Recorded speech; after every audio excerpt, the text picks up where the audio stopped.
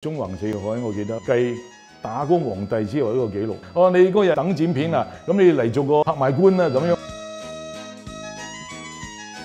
早期你同一班新浪潮導演即係剪接啦，即係好似其實你有冇話，即係其實邵氏之後咧，你係咪都冇乜話簽邊間公司啊嘛？即係其實都即係好似你幫 Bang Bang 都剪咗好多戲啊嘛，除咗即係有杜麗咪啊嗰啲都係你剪好多。哦，呢個又係梁家樹個衰公啦，梁家樹啊 ，Tommy Leung 啊叫。係咯。佢喺 TVB 但係出嚟拍咧，就係佢唔可以出梁家樹叫梁湯美啊嘛。係。咁佢第一部又係我剪嘅，叫咩啊？杜麗咪係嘛？1、2、3，杜麗咪童年詩有我剪嘅。咁跟住佢拍都好多咩拖手仔、孖金兄弟、孖金兄弟。咁樣佢係一個而家講老頑童啦，嗰陣時都好年青啊。梁湯美啊 ，Tommy Leung，Tommy 咁我叫佢。嗰陣時都一諗到啊拍兒童片啊、歌唱片啊，咁就嚟㗎啦，就拍㗎啦。咁我記得嗰陣時拍佢都好辛苦啊，拍到 Tommy Leung 都唔見咁10零磅咁啦，我諗佢。因為一個兒童片、音樂片添，我仲要兒童音樂片好攞命啊嘛。有好多做電影嘅就話拍戲啊，最忌就係咩啊？小孩與狗、茄喱啡啊嘛，佢3樣都拍齊嗰出戲，佢自己瘦咗10幾磅，咁然後佢戲入邊咧有隻嗰啲好肥啊、肥嘟嘟嗰啲聖伯納啊、瑞士狗啊、嗰啲救護狗咧咁啊，咁就一隻喎，冇得俾你士啤啊，比如有啲一拍清嗰啲雞啊、貓狗啊，咁啊有隻士啤嘅喺度拍，佢得一隻啫，咁仲要拍到中段嗰隻狗都瘦過去20磅到啊，嗰日仲咁樣變咗。咁拍戲其實真係要因為好多我記得有個導演話拍戲咧，要做導演咧係每日都有好多因素係注定你會失敗嘅。注定話咧，無論係演員未到啊，演員扭計啊，啲政治問題啊，天氣啊。咁啊會令到注定嘅失敗嘅，所以做導演其實真係好硬淨嘅。你都係咪都想拍一啲音樂，即係想剪一啲音樂電影？即係好似你同阿黎建國導演啊、梁朝偉飛機頭嗰陣時，嗰個係咪都幾實驗性，都幾大？唔實驗啊！嗰陣時覺得，咦？依鋪大家咧喺嗰個年代長大，喺嗰個年代聽嗰啲音樂，喺嗰個年代感受嗰種年青人嗰種嗰種火啊！甚至乎年青人嗰陣時嗰種情懷，點樣拍拖，點樣開 party， 點樣碌架床板？你未開過碌板床板 party 嘛？係一個客廳，咁樣就將啲摺凳摺埋，然後將碌架床啲床板咧就砰彈咗喺度，咁成為一張，咁啊幾行，咁咧就。一個 party 咧就分開楚河漢界去捉象棋㗎嘛，嗰邊咧就係女仔，呢邊咧就係男仔，咁樣就係等音樂起嘅。咁啊，通常咧我都冇乜咁嘅運氣嘅，喺度等跳舞嘅。通常我都係做打碟嗰個四眼仔嘅。咁啊打碟個四眼仔咧，就通常咧打緊啲 sugar。Honey 咁樣啊，咁你會有啲靚仔啊走埋嚟話喂，唔好打快歌賣唔到身啊，打慢歌啦，慢歌先可以攬下啊嘛。四眼仔咁我做四眼仔啦，咁啊全部已經喺度紮晒講喺度等㗎啦，咁啊但然後死啦你，咁啊整隻 Unchained Melody 咁啊 ，Oh my love， 哇衝晒出嚟嗰啲成棚嘅，直情係風咁衝向嗰啲花叢嗰度啊！咁樣嗰陣時，嗰種情懷啊，係我哋就有喺涼茶馬尾飛機頭嗰度咧，就係全部將嗰啲情懷拍出嚟啦。係叫做碌架床 party 咁啊！嗰陣時又冇冷氣㗎，熱到身水身汗㗎，直情好似桑拿咁樣㗎。而家上翻真係想當年，因為我其實都好堅信我哋叫音樂片咧，或者係歌唱片啦。因為點解咧？你睇翻回顧翻有電影史以來，中外電影史咧，音樂片係歌唱片係好最長壽嘅。嗱，講翻荷里活啦，佢有《Singing in the Rain》啊，即係《Carousel》啊，《Sound of Music》啊，《My Fair Lady》，到而家仲有《La La Land》喎。咁又講翻港產片咧，就從落快滿天白月光，係咪啊？余麗珍啊，然後到蕭芳芳、陳寶珠啊，青春一個青春，咁啊再彈遠啲咧，就係去台灣。今天不回家，附身啲人嗰有段時期60年代，佢哋好多歌唱片噶嘛。咁啊到近年啦，覺得好似係毒藥咁啊！我唔明白點解，因為好多試過曾經試水都唔成功，就我覺得係一個應該唔好鬆懈，即係唔好氣餒一個片種嚟嘅。因為雖然杜琪峰導演都拍過《華麗上班族》，咁佢都個抱負都好大嘅。咁嗰陣時卡士都好強勁，有張潤發張艾嘉啊、湯唯啊、陳奕迅啊。咁但係個成績都唔係太理想。咁但係我覺得係即係用百花齊放嚟講電影咧，講香港電影咧，我覺得呢個都係一個片種係即係唔好氣餒嘅片種，所以我都幾堅信一個信念喺度。但係個時機幾時嚟未知，但係總言之自己嘅信念咪覺得你只要準備好時機嚟到咧，你就把握住。咁以前我都有好多嘅經驗或者失敗經驗，個時機嚟到咧，但係自己未準備好，咁啊所以自己未準備好咧就變咗唔係幾得心應手。又講翻阿黃志強導演啦，其實你即係好似舞廳啊，同埋打擂台嗰啲，你覺得佢嗰陣時，因為佢嗰個影像嗰個風格都好凌厲、好特別嘅，我覺得佢。即係你嗰陣時同佢即係剪嗰陣時，你同佢有冇因為你同佢都喺電視台合作，所以都好知佢嗰種喜好啊，或者知道佢點樣去？最主要講翻喜好咧，就係我好摸得準嗰啲導演咧，無論係楊凡又好，黃志強又好，吳宇森都好啊，咁因為佢覺得你可以，因為頭先我講翻導演同個剪接好似兩夫妻嘅關係，大家要好有溝通、有默契咁啊變咗佢同我合作嘅第一步之後咧，咁佢覺得，咦，你捉到我啲心態，捉到我啲要求咯，咁所以繼續落去咪第二步、第三步咁啊打擂台同埋舞廳嚟講咧，佢因為舞廳嘅成功咧，已經俾佢奠定咗一個佢個風格喺度啊。咁就變咗我咧要跟住承接咗佢個風格咯。咁啊，你睇翻打擂台同埋舞廳咧，尤其是舞廳咧，佢都好多長鏡頭嘅。嗰陣時已經好前衞嘅，即係佢唔會分得好碎嘅鏡頭，因為佢都相信，同埋而家大家都好相信一個鏡頭入邊咧，大家見到你個對應嘅反應咧係最好過嚟咁樣切咁變咗有時好多電視咧，你變咗係叫做乒乓波接法啦，撲咁。咁如果你一個 two shot， 好似而家我同你咁樣，就係大家見到我講，見到你嘅反應，你講見到我反應，咁就佢就不斷保持個風格。至到跟住後尾又係爛咗未？我唔記得咗嗰個片名係乜嘢？癲佬啊，係咪？嚇？係咪癲佬啊？有套叫好似係係啊，癲佬哇！你好勁喎你。係啊，就叫嗰啲劇照啊咁樣。佩服。請受帥啊一拜。哇！癲佬叫做。癲佬咧。紅同阿潘振偉嘅。係啊，佢好多長鏡頭㗎，但係拍到冇，我諗冇1/3咧。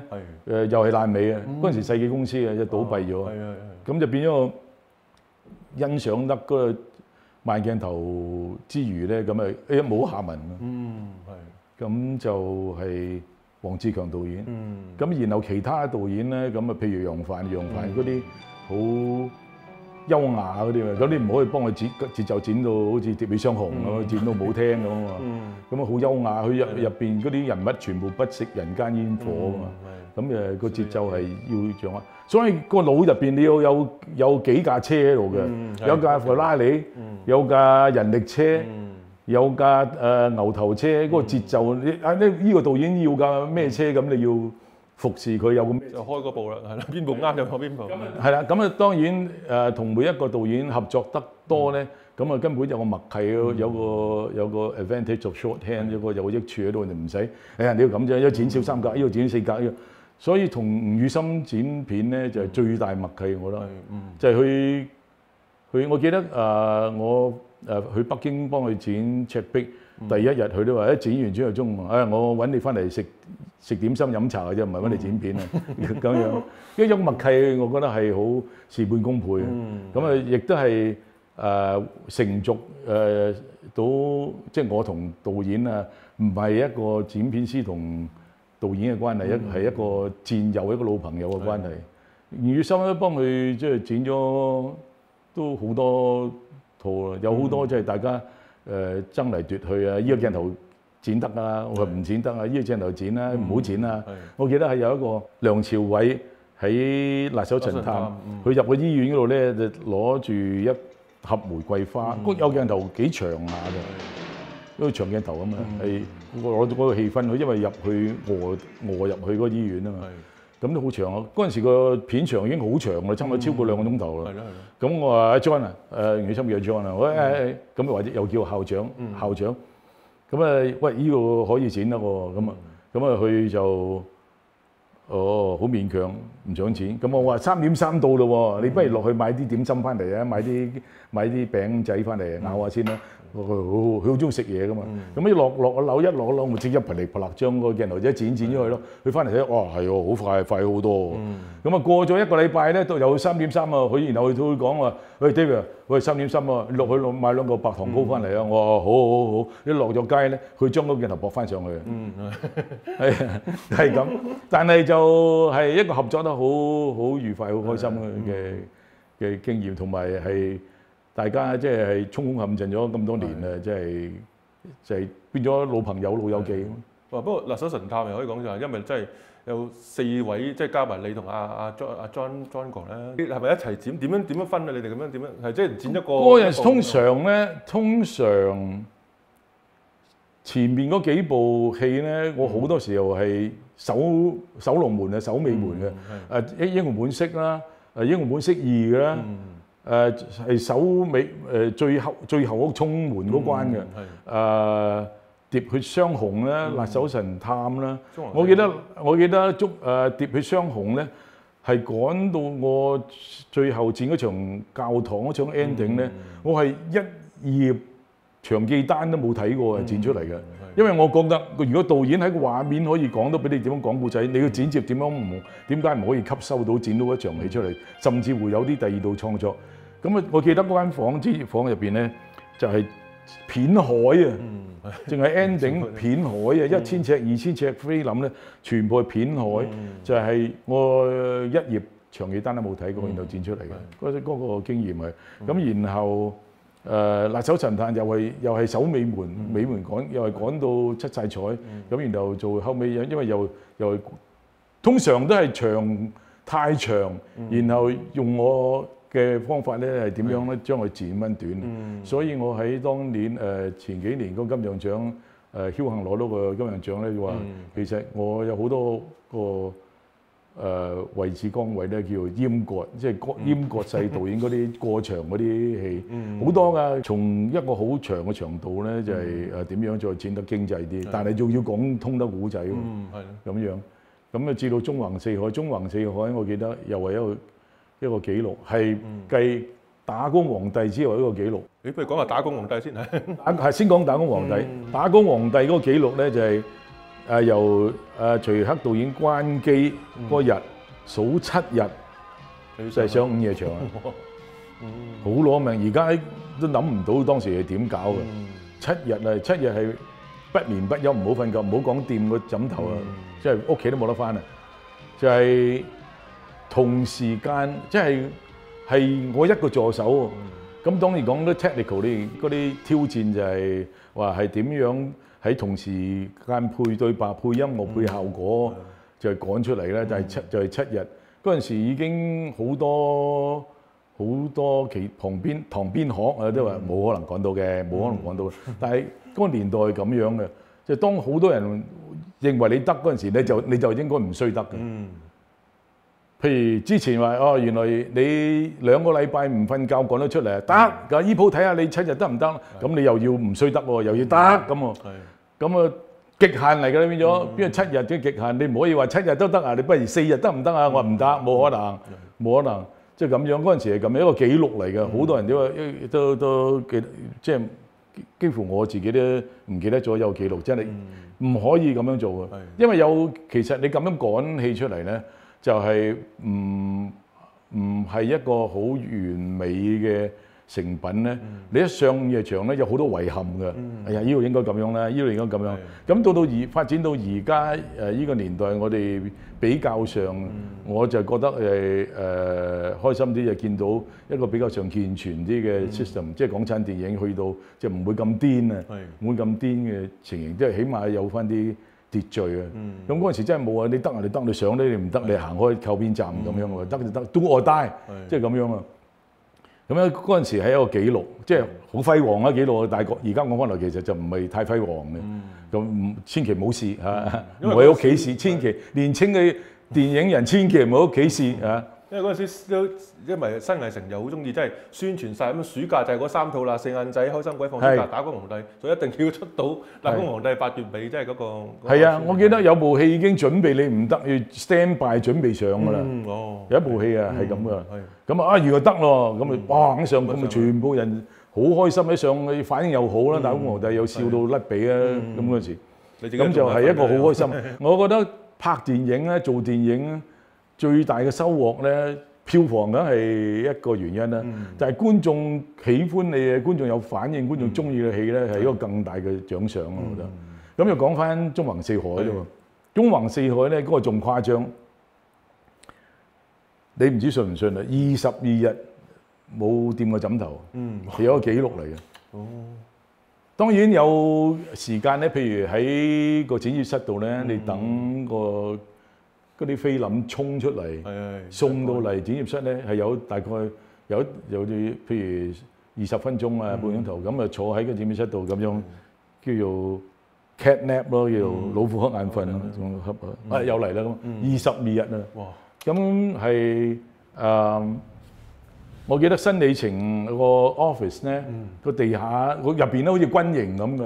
你拍完通宵咧，瞓2個鐘頭到咧，咁又要拍日景啊。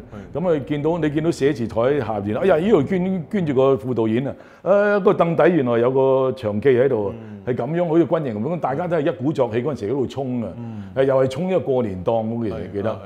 咁去到一個時間係我都要分2組，我係同阿潘騰生喺直升機上面拍嗰啲帆船嗰啲鏡頭。咁然後嗰個尾嗰個甜品咧，即係Leslie 同鐘楚紅成家立室有啲僆仔啊，喺屋企玩啊，就喺阿谷薇麗係啊監製谷薇麗嗰幾拍，嗰個段就係我拍嘅，即係大家咁兵分幾路啊。